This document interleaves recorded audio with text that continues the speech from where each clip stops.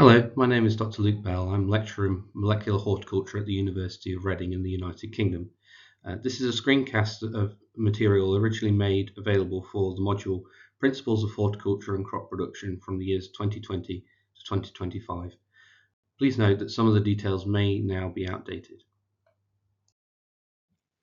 Learning outcomes are to describe the optimal conditions for spinach growth, development and establishment, understand the need for optimal irrigation and site selection for spinach crops, describe the harvesting procedure for commercial spinach crops, and understand and explain the reasons for proper shelf life storage conditions of bagged spinach leaves.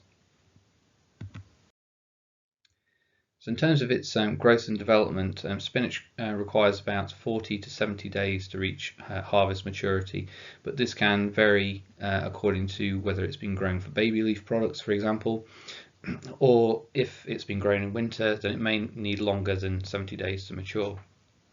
The crop can be overwintered, but the cold temperatures typically slow growth and make the crop less productive. It tolerates low light levels better than other leafy salads, so it's possible to still maintain over the winter. And cultivar selection should be suited to the growth environment in order to achieve the optimum growth and quality of the leaves.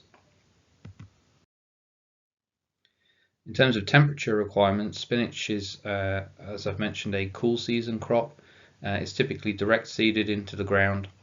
The optimum growth range for spinach is between 15 and 20 degrees C, but high temperatures between about 25 and 32 can reduce the leaf colour and quality and typically cause the leaves to start to turn a bit yellow. And typically plantings may take place in late spring or early summer. Site selection is very important for spinach as it requires well-drained soils for optimal growth. Spinach is very sensitive to waterlogging, so crops are often grown on raised beds which are used to improve the drainage around the root zone. So the water requirements are relatively low with other crops, as it's quite a crop with quite a shallow root system and quite a fast turnaround. And the early crops in the late spring can often be rain fed, so there's no need for any additional irrigation at that time. Spinach is also conversely very sensitive to droughts, particularly in hot conditions during the summer months. So drought can affect the leaf size and tenderness and will also decrease overall yields. Overhead spray irrigation is often used in the summer crops, although this can run the risk, as I said, of also waterlogging the crop, which is also detrimental. But typically a crop will need about 2.5 centimeters of water per week in order to sustain optimal growth. In terms of establishment, spinach seeds will germinate at temperatures anywhere above 1.7 degrees C, but as I said, at cold temperatures growth will be very slow, so the optimum temperature for germination and establishment is about 21 degrees. Seeds won't germinate above about 30 degrees C, so in very hot summers it wouldn't be possible to produce a crop if the conditions are greater or are over 30 degrees C. High temperature germination can generally be improved with seed priming. So this is a process whereby the seeds are imbibed in water before being sold to the grower, and then that germination process is triggered so that when the seeds are then planted into the ground, they kind of have a bit of a head start and can emerge more quickly and more evenly. The soils which they're being planted into should also be well rotivated and be optimal for that emergence uniformity. So spinach is direct seeded about 1 to 3 centimeters into raised beds.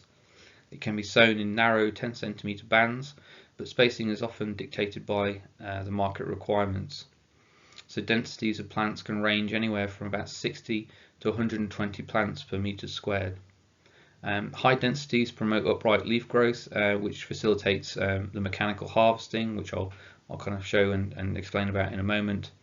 However, this also does promote fungal diseases in high density crops, and it also can drive up humidity, which is also detrimental and promotes fungal diseases. And any weeds which are growing within the crop can also be a source of product contamination.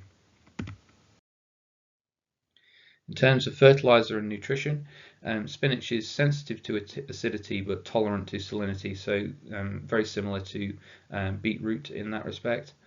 Its optimum soil pH range is a little bit wider than beetroot, so it can tolerate acidity as low as 6.5, and also quite alkaline conditions of about a pH of 8. So plants require only modest fertilization and soil cultivation, really, because, as I say, typically the crop cycle is very short.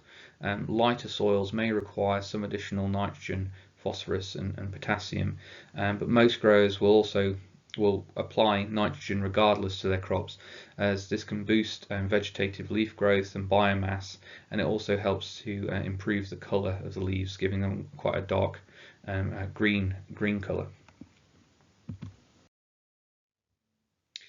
So harvesting, spinach is typically harvested predominantly nowadays for the bagged salad market, and this is now almost done exclusively by machine. So the leaves are mechanically cut and then sent to a processing facility where they'll be washed and then bagged, and then pretty much all of that process is now automated. So packaging in bags increases the shelf life of the leaves and provides consumers with quite a convenient product which they can store in their fridge at home. Spinach has also traditionally been cultivated for the canning market, which has declined somewhat in recent years, and it's also there's some spinach production which goes towards the freezing market, but again, all of those will be mechanically harvested. So just to explain a little bit about this slide and the image you can see there. So this is a very large spinach harvester. So what it's doing is passing over the crop and essentially is mowing the spinach leaves. So this particular machine can do 3 beds at a time, but there are other variants which could perhaps do 2 or just a single bed at once. But this obviously has improvements on efficiency. Large volumes of product can be harvested at once. So the harvester will cut the stems of the spinach at about 10 to 15 centimeters above the soil surface. So this is where it's important that the plants have quite an upright growth habit, so that the stems are cut and there isn't any damage to the actual leaves themselves. It's possible to do repeated harvests of a crop, so in some areas where conditions are favourable for regrowth, crops can be harvested a second time after about 3 to 4 weeks. Multiple harvests are difficult and challenging to achieve, but it is possible to do in cool regions with short day lengths. And several, because it's a fast turnaround kind of crop, which can be sown in the ground and harvested within 40 days in some instances, several plantings can be achieved and staggered throughout a season. Glasshouse productions are more common in Northern Europe, where the seasons are shorter and the temperatures are much lower. So this is just an example of a spinach crop being harvested by a much smaller variant of that type of machine we just saw in the last slide. So it's the same principle. It's moving along through the spinach and cutting the leaves, and then a conveyor belt is carrying the leaves up towards the back of the machine where they're put into crates. So cultivars have been specially bred for glasshouse and polytunnel environments where there may typically be lower light levels and have a lower temperature, so their growth is optimized for those kinds of conditions.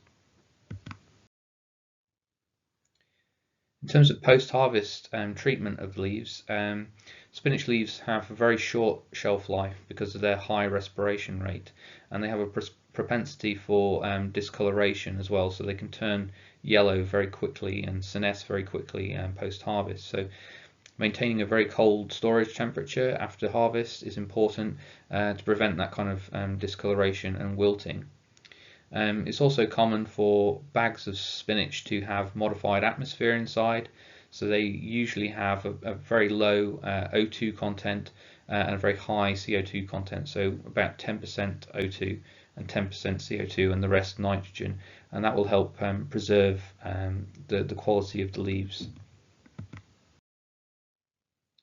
Low oxygen can, however, produce off odours within the bags, so if you've ever opened a bag of spinach and noticed a bit of a strong pungent smell when you've opened it, that's because of anaerobic respiration by the leaves and by bacteria which live on the leaves. So optimum storage temperature is about 0 degrees C to help prevent those kinds of issues, and it's important to maintain a high relative humidity as this prevents wilting and reduces water loss from the leaves. So the shelf life of spinach in an unmodified atmosphere bag may only be about 5 days, whereas if it's got a modified atmosphere, that might be extended to 14 days, provided that it's kept at a cold temperature.